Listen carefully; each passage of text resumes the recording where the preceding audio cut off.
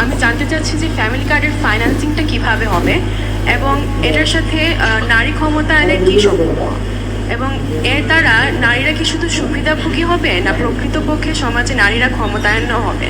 প্রথমত ফ্যামিলি কার্ডের একটা স্যাম্পল কেমন হতে পারে আমার কাছে আছে। আপনার মধ্যে এর মধ্যে নিশ্চয়ই অনলাইনে বা ভিডিও করে দেখেছেন ফ্যামিলি কার্ড। এখন এই ফ্যামিলি কার্ডটা কেন আমরা দিচ্ছি, প্রথমে আমরা এটা একটু বোঝার চেষ্টা করি।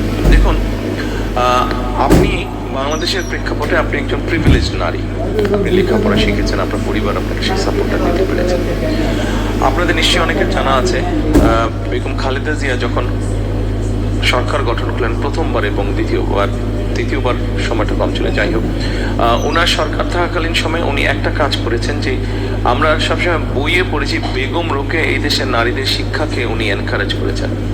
বেগম খালেদা জিয়া যেহেতু বেগম রোকেয়ার সেই স্টেট অথরিটি ছিল না, বেগম খালেদা জিয়া যেহেতু সেই স্টেট অথরিটি ছিল, বেগম রোকেয়ার ওই পলিসিটা, অর্থাৎ খালেদা জিয়া ক্লাস 1 থেকে শুরু করে ক্লাস 12 পর্যন্ত মেয়েদের শিক্ষা ব্যবস্থাটা ফ্রি করেছেন। ফলে এখন যে কোনো জায়গায় যদি যে কোনো এডুকেশন ইনস্টিটিউশন আমরা যাই। খুব সুন্দর প্রশ্ন এবং সাবলীল ভাষায় যে উত্তর প্রশ্নগুলার আমার কাছে ভালো লাগছে। বন্ধুরা দেখুন যে না, আর প্রশ্নগুলো তো আপনারা শুনছেনই, সে বিষয়ে আমি আর নাই বলি। তো আশা করি ভবিষ্যতে সামনে ভালো কিছু হবে। তবে যে রাজনীতিবিদ হন না কেন, নেতা হন না কেন, প্রশ্ন নেওয়ার, প্রশ্নের উত্তর দেওয়ার মন মানসিকতা থাকতে হইব। জনগণের প্রশ্নের উত্তর দিতে সবসময় আপনাকে প্রস্তুত থাকতে হবে। তা বন্ধুরা, যে যেখানেই থাকেন, যে ধর্মেরই হন না কেন, সময় মতো ইবাদত মিস করবেন না।